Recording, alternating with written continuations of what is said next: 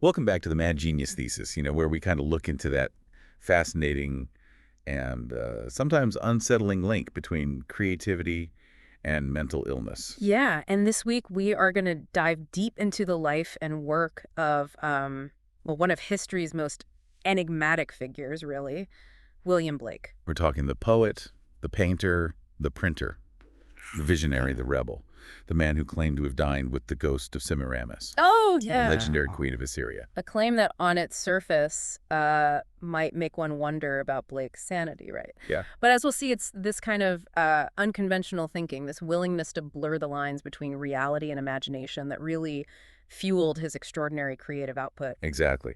And our guide for this journey into Blake's world is The Stranger from Paradise, Yeah, great. a compelling biography by G.E. Bentley Jr. Bentley does such a good job. He paints a really vivid portrait of Blake, not just as this artist, but as a man of his time, shaped by all the social and political and religious currents of 18th century London. So let's start at the beginning. Blake was born in 1757 in London, a city teeming with life, but also with its fair share of darkness. Yes. Public executions were commonplace, Gin shops lined the streets, and the city was grappling with massive social and political upheavals. It was a time of great change and uncertainty, Yeah. a breeding ground for revolutionary ideas, but also for social anxieties, definitely. And you can imagine young Blake, sensitive, imaginative soul, absorbing all of it. Bentley describes Blake's childhood neighborhood as a place where poverty and violence were never far away.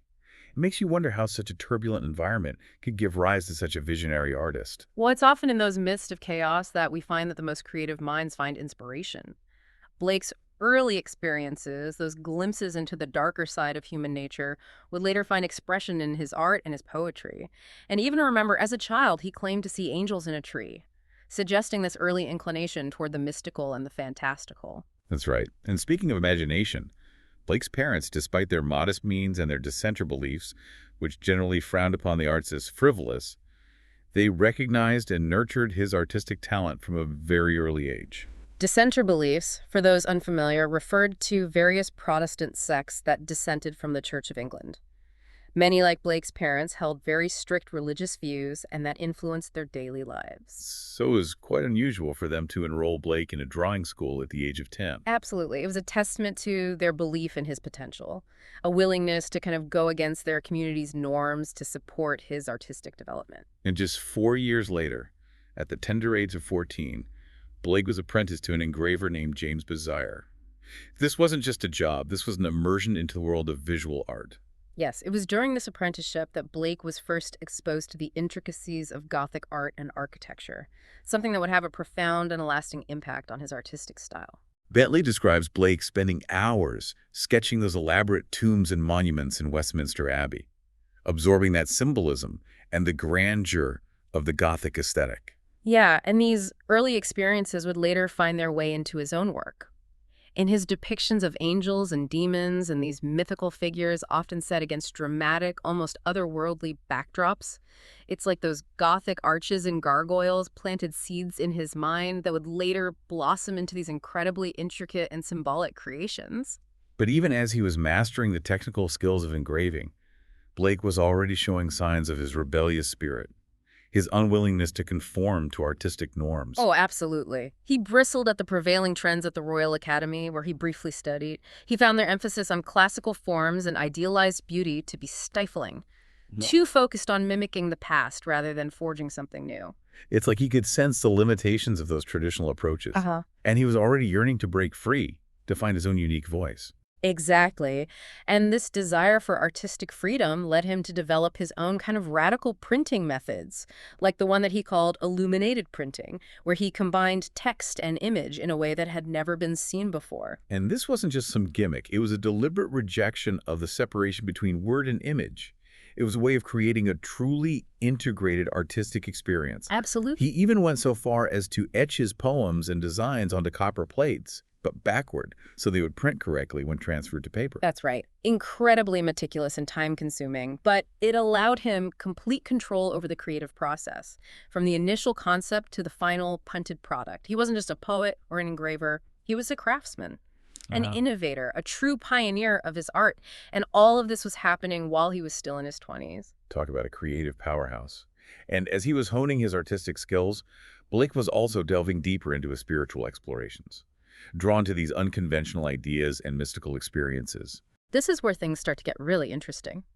Blake's spirituality wasn't confined to any one religion or dogma. He was fascinated by a wide range of mystical traditions from the writings of the Swedish mystic Emanuel Swedenborg. Now, for those of us who aren't familiar with Swedenborg, could you give us a little background on his ideas and why they might have appealed to someone like Blake? Of course. Swedenborg was an 18th century scientist and theologian who claimed to have experienced visions and journeys to heaven and hell.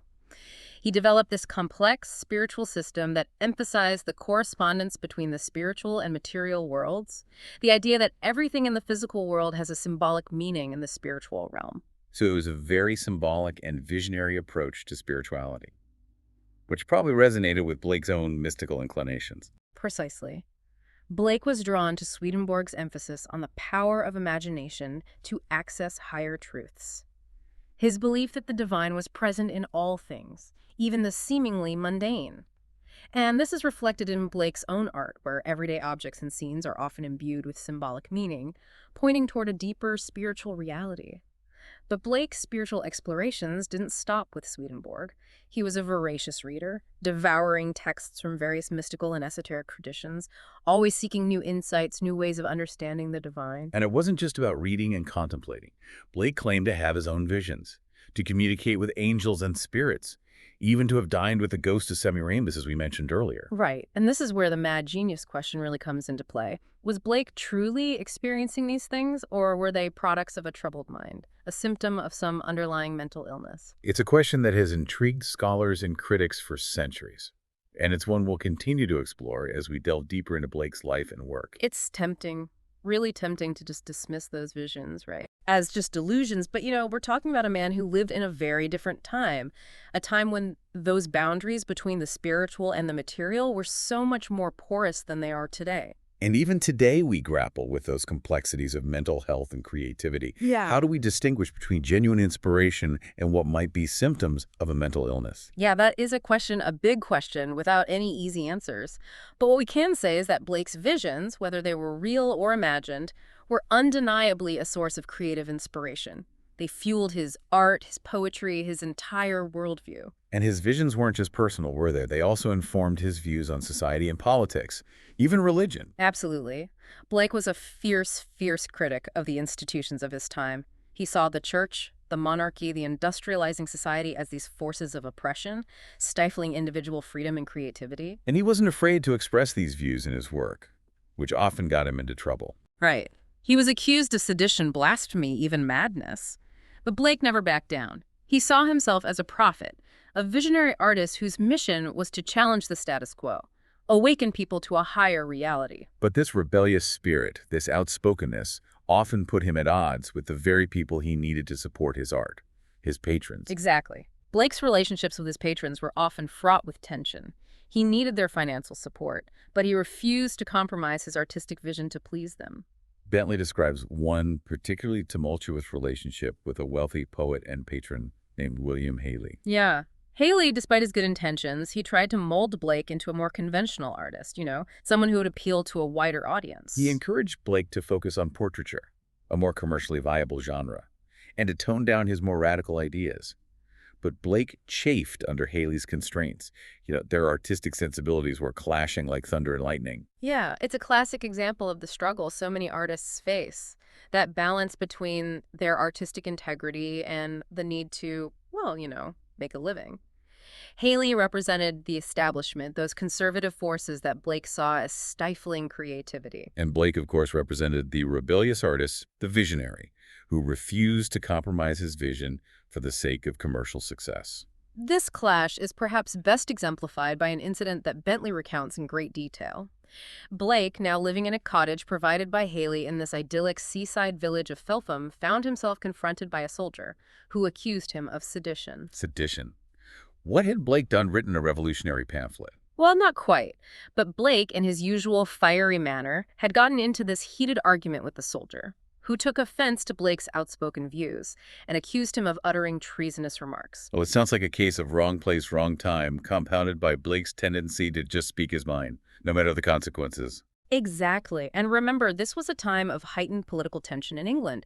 The French Revolution had sent shockwaves across Europe, and there was a great deal of anxiety about the possibility of similar unrest at home. Blake, with his radical ideas and his association with dissenting circles, was an easy target for suspicion. So what happened? Was Blake thrown in prison?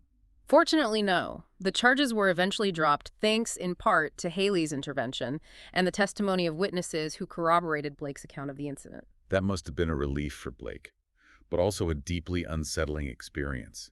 To be falsely accused, publicly humiliated, to have his loyalty to his country questioned simply for expressing his opinions. It makes you wonder how such an experience might have impacted his mental and emotional state. Absolutely. It's hard to imagine how someone as sensitive and idealistic as Blake wouldn't be deeply affected by such an ordeal. It's likely that this experience fueled his distrust of authority, his sense of being an outsider, a voice crying out in the wilderness. And yet, despite these challenges, despite the financial struggles and the social ostracism, Blake never stopped creating. He continued to produce those illuminated books, his engravings, his poems, pouring his heart and soul into his art. And this is where I think we start to see the true depth of Blake's genius. His resilience, his unwavering belief in the power of art to transform the world. He wasn't creating for fame or fortune, he was creating because he had to. It was his way of making sense of the world, expressing his unique vision, connecting with something larger than himself. Right. For Blake, art wasn't just a profession or a hobby. It was a spiritual practice, a way of accessing the divine, revealing the hidden truths of the universe. And this brings us to one of the most intriguing aspects of Blake's work, his exploration of that relationship between innocence and experience. Yeah, this is a theme that runs throughout his work, most notably in his collection of poems titled Songs of Innocence and of Experience. In these poems, Blake juxtaposes the innocence of childhood with those harsh realities of adult life, exploring the loss of wonder, the corruption of the human spirit, the ways in which society can crush our dreams and desires. But it's not a simple dichotomy. Blake believed that innocence and experience were two sides of the same coin, that we need both to fully understand the human condition. And it's in this tension, this interplay between light and darkness, joy and sorrow, that we find that true depth and complexity of Blake's vision. It's like he's saying that to truly appreciate the beauty of a flower, we must also understand the darkness from which it grows. And to truly know ourselves, we must confront both our light and our shadow. Exactly. Blake wasn't afraid to explore that dark side of human nature, the violence, the cruelty, the hypocrisy that he saw all around him, but he never lost sight of the possibility of redemption, of the enduring power of the human spirit to overcome adversity and create something beautiful and meaningful. And this is what makes Blake's work so relevant even today. We live in a world that often feels fractured and chaotic, where violence and injustice seem to be everywhere. But Blake's art reminds us that even in the darkest of times, there is always hope, always the possibility for transformation. He believed that every human being, no matter how lost or broken, contained a spark of the divine, and that it was the artist's duty to fan that spark, to awaken people to their own inner light. And he did this not just through his art, but also through his personal life. Blake was known for his kindness, his generosity, his willingness to help those in need, even when he himself was struggling to make ends meet. There's a wonderful anecdote in Bentley's biography where Blake is described giving away his last shilling to a beggar on the street, even though he didn't know where his next meal was coming from. That's a powerful image. It speaks to the depth of Blake's compassion, his belief in the inherent worth of every human being. And it reminds us that true genius isn't just about talent or intellect, it's also about character, about living a life that is consistent with your values even when it's difficult. And Blake, despite all his struggles, all his challenges, never wavered in his commitment to his art, to his vision, to his belief in the power of the human spirit. And that's something truly inspiring. It really is. And as we move into the final part of our deep dive, we'll explore Blake's later years, his enduring legacy, and the lasting impact of his art on the world. We'll see how, despite facing neglect and poverty during his lifetime, his work eventually gained recognition, influencing generations of artists, writers, and thinkers. Yeah, it really is amazing to think that a man who faced so much adversity during his lifetime would eventually become one of the most celebrated artists in history. It is a testament to the enduring power of his work, really. Blake's art speaks to something deep within us, I think. Something that just transcends time and place. His themes of innocence and experience, his explorations of the human condition, Those visionary glimpses into other realms, they continue to resonate with us today, maybe even more so than they did during his lifetime. And as we delve into Blake's later years, we see him grappling with these themes in even more profound and complex ways. Bentley describes this period as one of intense creative ferment, where Blake was working on multiple ambitious projects all at the same time. His energy just seems almost superhuman.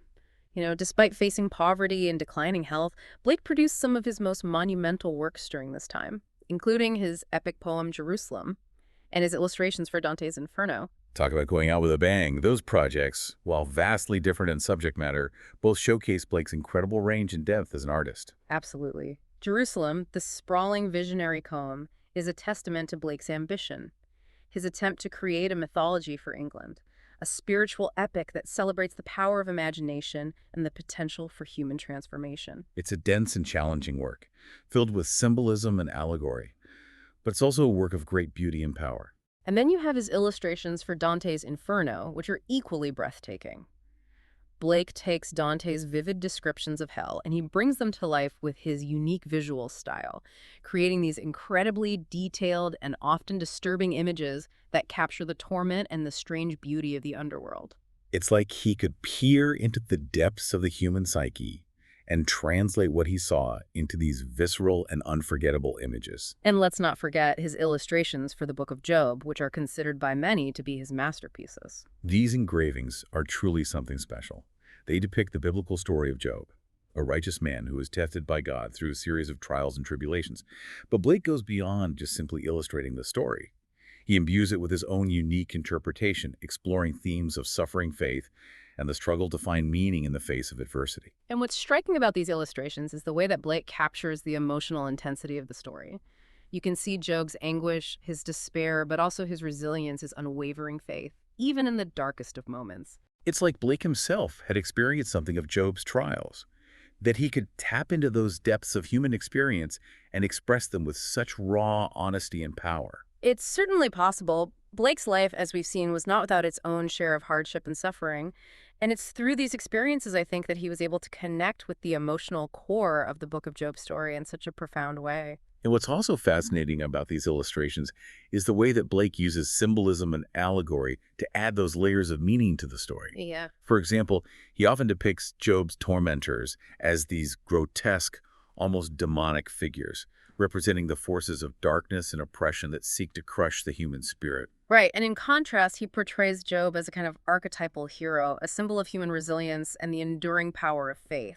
It's like he's saying that even in the midst of the most unimaginable suffering, there's still that spark of hope, a flicker of light that can never be extinguished. And that's a message that continues to resonate with us today as we face our own challenges and struggles. Blake's work reminds us that we're not alone in our suffering, that there's a long tradition of artists and writers who have grappled with the same existential questions, the same search for meaning in a world that often feels chaotic and absurd. And that even in the darkest of times, there's always the possibility for transformation, for growth, for finding a deeper connection to something larger than ourselves. Exactly. Blake's vision was ultimately a hopeful one. He believed in the power of imagination to overcome adversity, to create a better world, to awaken us to the divine spark that resides within each of us. And that's a message we could all use a little more of these days. Absolutely. So as we wrap up our deep dive into the life and work of William Blake, I think it's important to remember that he was more than just a talented artist. He was a visionary, a rebel, a spiritual seeker who dared to challenge the conventions of his time and forge his own unique path. He was a man who faced poverty, neglect, and accusations of madness, yet he never wavered in his commitment to his heart, to his vision, to his belief in the power of the human spirit. And that's something truly inspiring. It is, and while the question of whether he was a mad genius may never be definitively answered, I think it's safe to say that William Blake was a true original, an artist whose work continues to challenge, provoke, and inspire us centuries after his death. And on that note, we'll leave you with a final thought from Blake himself. The true method of knowledge is experiment. So go out there and experiment. Explore the world with open eyes and an open mind. Embrace your creativity. And who knows, you might just stumble upon your own vision of paradise. Until next time, keep seeking, keep creating, and keep the flame of imagination burning bright.